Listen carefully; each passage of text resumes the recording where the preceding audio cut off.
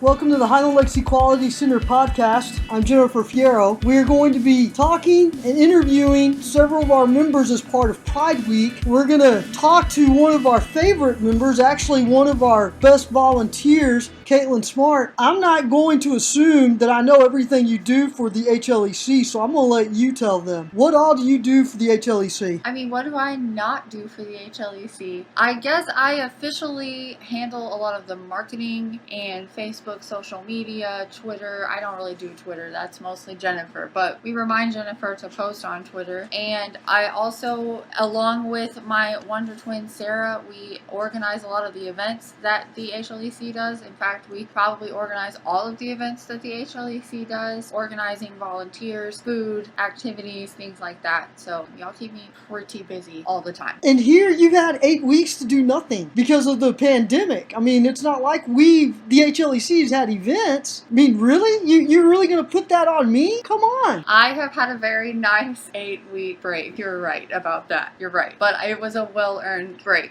Well, and in fairness, I'm teasing you because I know that you and Sarah have done posts for social media. I know that y'all did a virtual bingo show shortly after the pandemic started. I know that y'all have been really busy. We depend on you and Sarah to get the word out, but not so much about events. That's part of it. It's also about encouragement. It's also about putting something out there that makes people feel good about where they are in the community. And that is a heavy task. I don't think that people realize how much time and effort y'all put in to finding just the right post to convey the right message to a diverse group of people of all ages, walks of life, socioeconomic backgrounds. And then, of course, the other thing is the sensitivity, because there are some words that today, somebody who's in their 20s are not considered derogatory, but you remember, and y'all have to remember, that to a certain age group they are, right? Absolutely, yeah. There are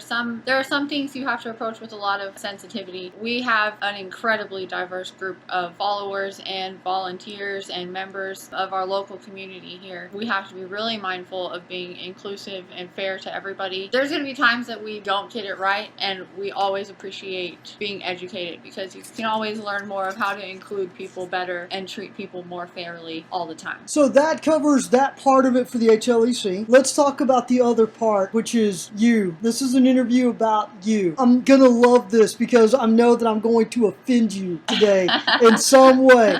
How do you identify? I identify as a pansexual, meaning that there's a lot of debate out there about what pansexual means and what's the difference between pansexual and bisexual. It's my own interpretation, of course. My own identity is my own. For me, being a pansexual means that if I'm attracted to someone, it's because I think they're a great person. I don't find myself having a preference for one gender or another, or what kind of genitals someone has or anything like that. If I like you, I like you most of the time. I'm not attracted to anybody because I'm just too busy for that. I guess the best way to say is I don't have a type.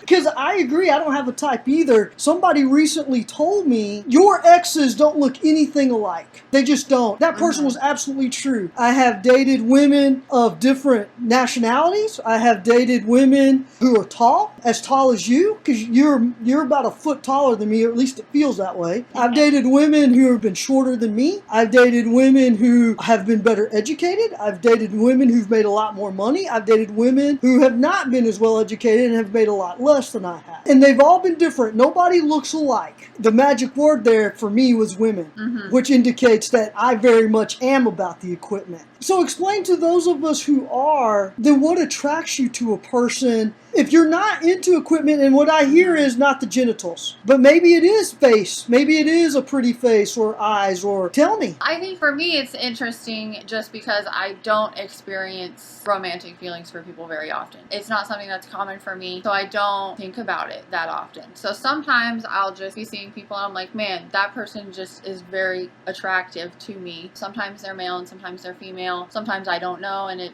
doesn't make a difference to me. Personality and just the way someone carries themselves goes a long way with me. When they look at me, they're seeing me and they're talking to me as a person. I don't know, I guess I'm more attracted to somebody intellectually than I am the physical, but if I were to find somebody attractive, there's not really a recipe for what I find attractive physically either. Some people just, I vibe with their aesthetics. I don't know what to say about that.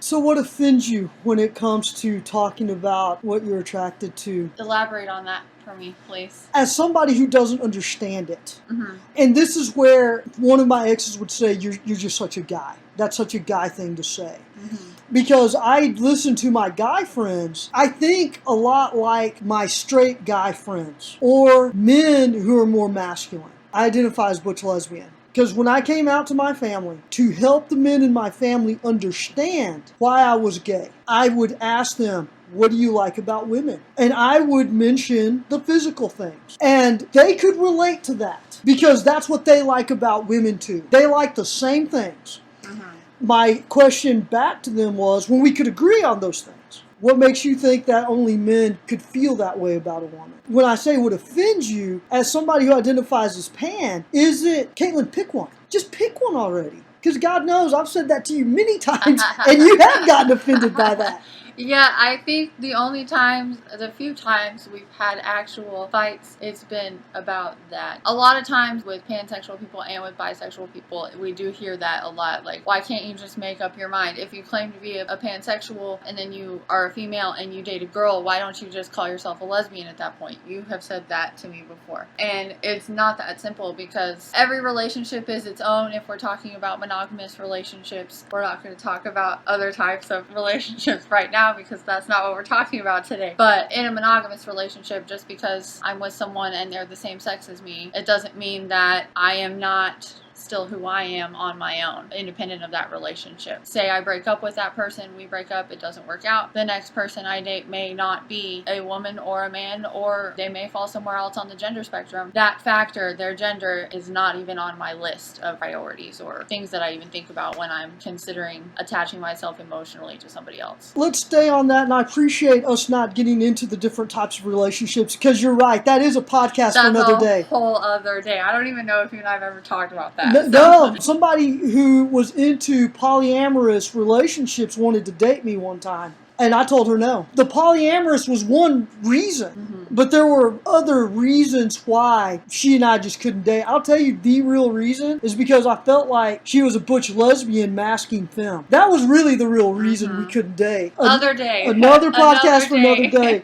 Let's stay along the same lines of, if you're in a straight relationship, then why not just identify as straight? And I'm going to preface that question to you by saying, I was reading one of the advice columns earlier today. That question was asked of the advice columnist, where people are now seeing more and more women coming out who are bisexual or who are pansexual, but they are married to men. One of them is actually married to a minister and came out as bisexual. And I think that is what, I hate to use the word confusion, but it feeds into the stereotype of what I've told you. Right. Which is the belief by a lot of straight people who are not affirmative for alphabet is that LGBTQ members cannot be in monogamous relationships. Did I confuse you by my question? The very last part of it confused me. Okay. I agree with those people who say, if you are dating a man and in a monogamous relationship, why not just identify as straight? If you are with a woman and in a monogamous relationship, why not just identify as gay or lesbian? Why still stick to the bisexual, pansexual identity? Well, because there's more than just two. I could find myself in a relationship with a non-binary person, and then what do you call it besides just a relationship, or this is my partner? And I think that's a lot of it for me, is that the gender part of it is too heavy for me to attach myself with a label of straight or lesbian either way, because it does change. The gender part is so non-inconsequential, I guess is the word I'm going for here. For me to identify myself myself as a lesbian, I would just feel like I would be identifying as something that's not me. You can be in a monogamous relationship with somebody and still find other people attractive or be attracted to other people. And so just because I'm dating a woman doesn't mean I'm not still attracted to people of other or opposite genders. But I think a lot of it, I'll just reiterate, the non-binary aspect of gender is a big reason why I don't identify one way or the other. Of course, I'm single right now, so for me, pansexual is easier because I'm single, and it helps other people to know at a glance if I'm available to them or not. If I were in a relationship,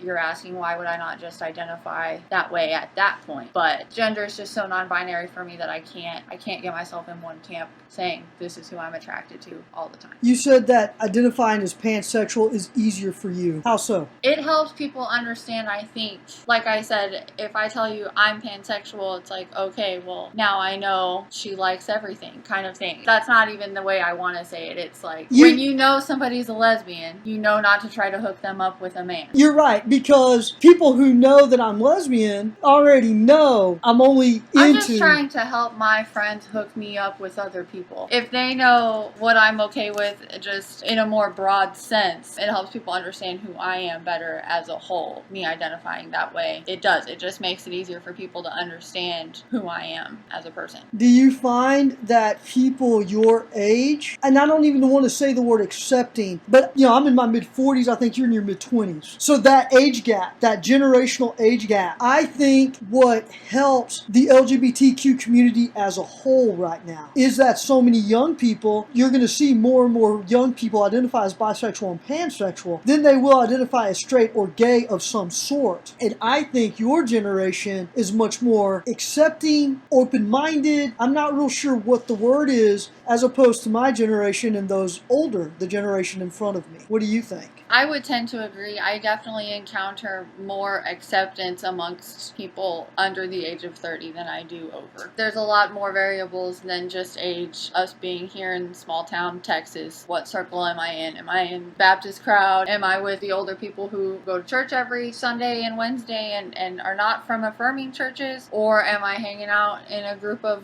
bikers at the bar who are older and just don't care? So that feeds a lot more culturally into it. There are still people in my age group too who are not cool with it and are not accepting and are pretty vocally the opposite. But I do think by and large we are seeing a trend in the other direction amongst people my age and younger, just with more awareness of the fluidity of gender and fluidity of sexuality, that people are now understanding that they don't have to put a label on themselves if they don't want to. They don't have to commit to anything they don't want to. And I think pansexual people get a lot of flack because we don't commit to anything. It's like, why can't you just make up your mind about what you want? But I mean, I would argue, what's the point in doing that? What's the point in committing to one side or the other in perpetuity when there are so many options out there and a lot of time to figure it out? That's what I say about women. That's a bad joke. We may have to take that part out of the podcast.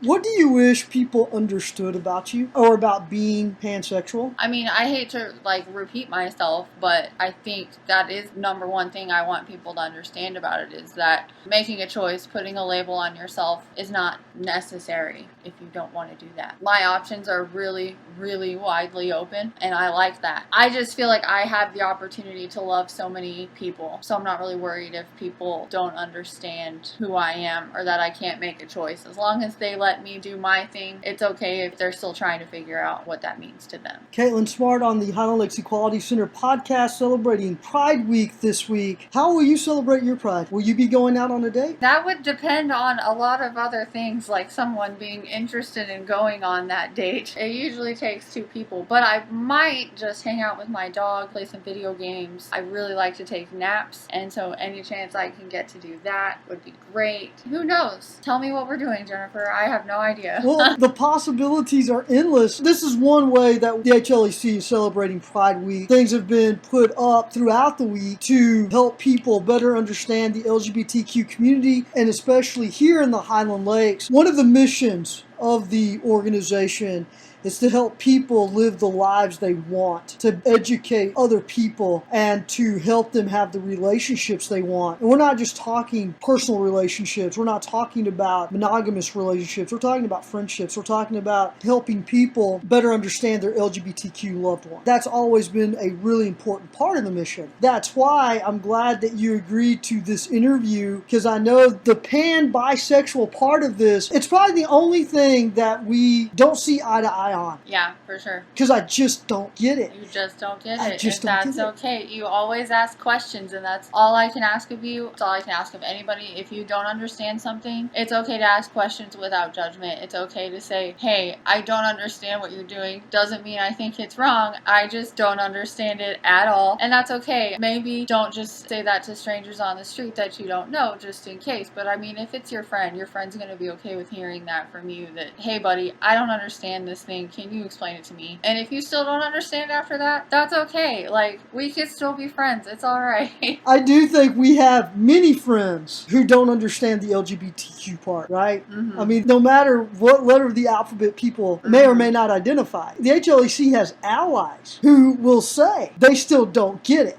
They don't understand it. My favorite is when some of my straight guy friends, without thinking, will say, oh, there's this beautiful woman and she's a lesbian. What a waste. And you know what I always think to myself? Dude, that's what I think about your wife. But I would never say that to anybody. But I do think that a lot about my straight guy friends who have these amazing wives. And I always think the other two, so it's always two parts. That guy definitely outkicked his coverage to get this one. Yeah.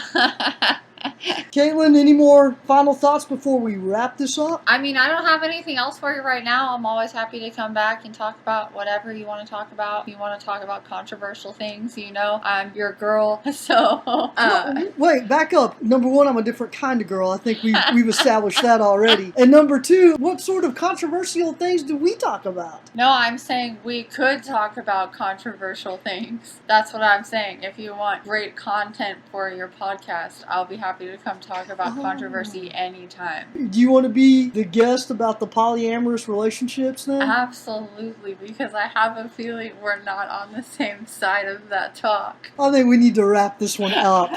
Because that girl who wanted to date me, she's probably in her early 30s now. So, again, story for another day. Okay. Kaitlyn. Anyway, it's been a pleasure, Jennifer. Thanks for having me out today. I will talk to you real soon. Kaitlyn, it's always fun. In all honesty, thanks for explaining it. Because I think this is one of the hot issues, especially with some of us of a certain age. Thanks for making the time. Thank you. This is Jennifer Fierro, and we'll see you soon.